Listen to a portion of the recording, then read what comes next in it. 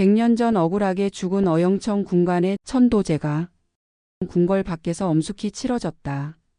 팔척기는 여리에게도 관심을 갖고 있었다. 왕의 호위무관 몸에 빙의한 팔척기는 천천히 중전에게 다가갔다. 경기석의 힘도 소용없었다.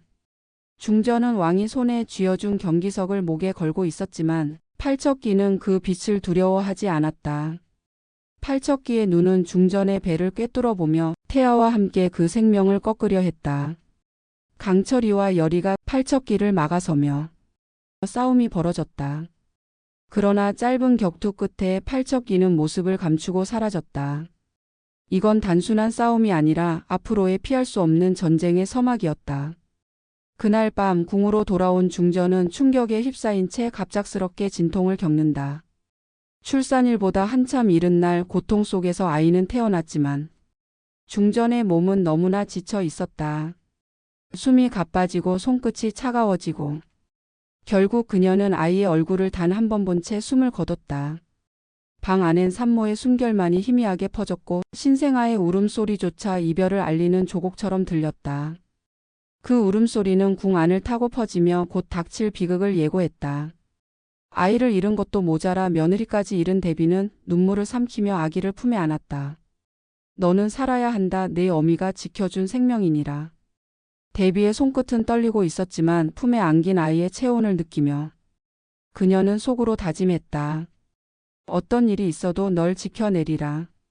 왕실의 핏줄을 잇는 이 아이 하나만큼은 어떤 음모와 저주로부터도 반드시 지켜야만 했다.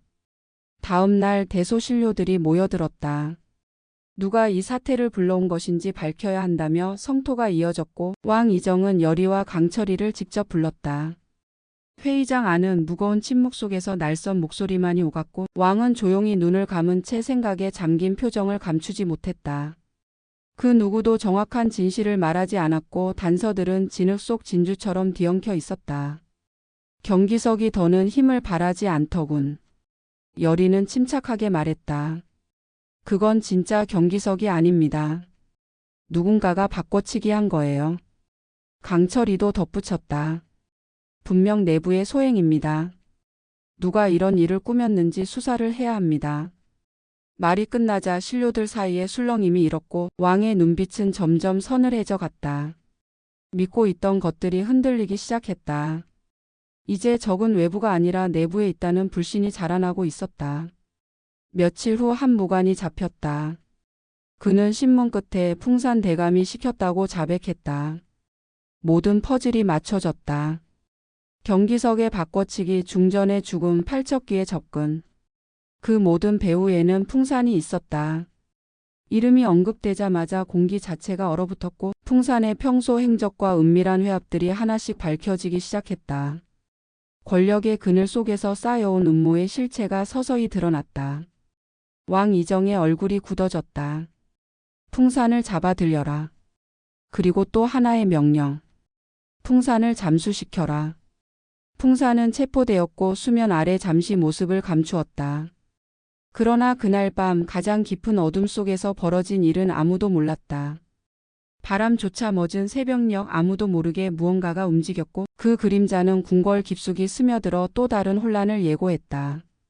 그 중심엔 여전히 팔척귀의 의지가 도사리고 있었다. 임금 이정이 혼자 침전에 누웠을 때 그 틈을 노린 팔척귀가 임금의 몸으로 들어왔다. 팔척귀는 이정의 육신을 완전히 지배했다. 숨죽인 침실엔 어둠만이 가득했고 그의 눈빛은 어느 순간부터 인간의 온기를 잃고 있었다. 무언가 이질적인 존재가 그 속을 채운 듯했다. 왕의 침전은 이제 인간이 아닌 존재의 소굴이 되었다. 이정의 몸을 가진 팔척귀는 첫 번째로 풍산을 풀어주었다. 풍산은 내게 필요한 자다. 그를 살려둬야 한다. 두 번째로 그는 대소신료들에게 명했다. 여리와 강철이 반역의 혐의로 체포하라. 그의 목소리는 차분했지만 그 안에는 이전의 이정이라면 결코 가질 수 없는 냉혹한 기운이 서려 있었다. 모두가 이상함을 느꼈지만 감히 말하지 못했다. 궁궐은 조용히 그러나 분명하게 뒤틀리기 시작했다. 사태는 순식간이었다. 강철과 여리는 각자의 길에서 쫓기는 몸이 되었고 여리는 누구보다 먼저 이상한 낌새를 알아차렸다. 임금이 바뀌었다. 그건 분명 사람의 눈이 아니었다. 눈빛은 형체가 같은 듯해도 영혼이 달랐고 여리는 그 본능적인 공포에 더 이상 외면할 수 없음을 깨달았다. 왕의 기척은 날카로웠고 눈은 살아있는 자의 것이 아니었다. 그 안에서 여리는 분명 팔척기의 기운을 느꼈다. 할머니 넙덕이 생각났다. 신에게 몸을 맡기고 의식을 치르던 그날 밤. 지금은 자신이 그 길을 이어야 할 시간이었다. 여리는 손을 모아 가슴에 얹었다. 그리고 조용히 그 오래된 기도의 맥을 다시 되살리기 시작했다. 몸을 태우는 고통이 몰려와도 영혼은 단단해졌다. 이제는 도망이 아니라 맞설 때였다. 여리는 아무도 모르게 용왕굿을 준비한다. 팔척기를 완전히 보내기 위한 굿. 하지만 이 굿은 성공해도 여리의 목숨을 보장할 수 없다. 제단 위에 놓인 상은 조용히 떨리고 있었고 여리는 알았다. 이제는 물러설 수 없는 길이라는 것을. 강을 따라 배치한 초는 하나씩 꺼졌고 그녀는 마지막 불을 자신의 손으로 붙였다. 그 사실을 알게 된 강철은 망설이지 않았다. 내가 죽는 걸 두고 볼 수는 없어.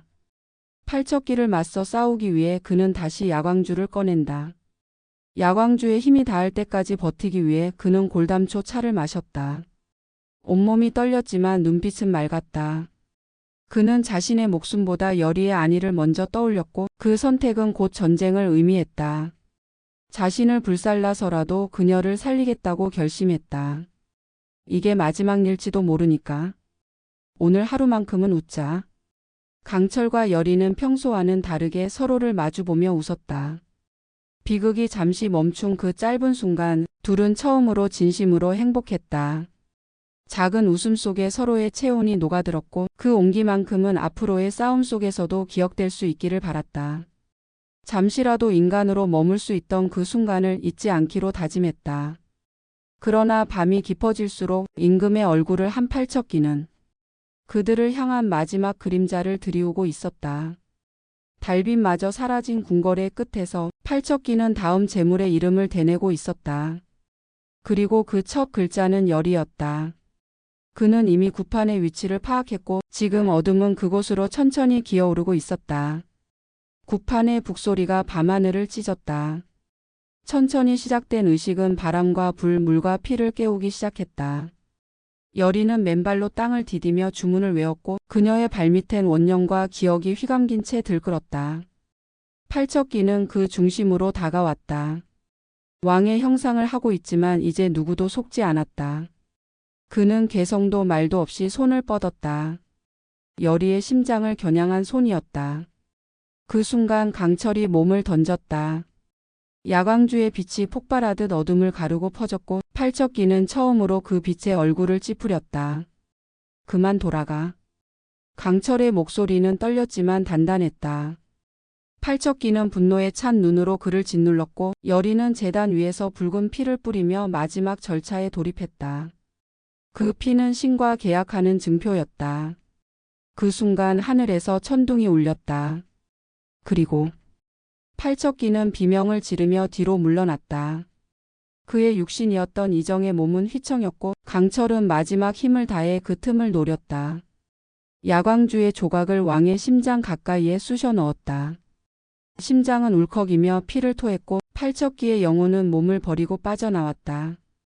그리고 곧 여리의 굿이 그 영혼을 봉인하기 시작했다. 불빛이 하늘로 피어올랐고 바람이 사방으로 터졌으며 강철은 마지막 눈빛으로 여리를 바라봤다.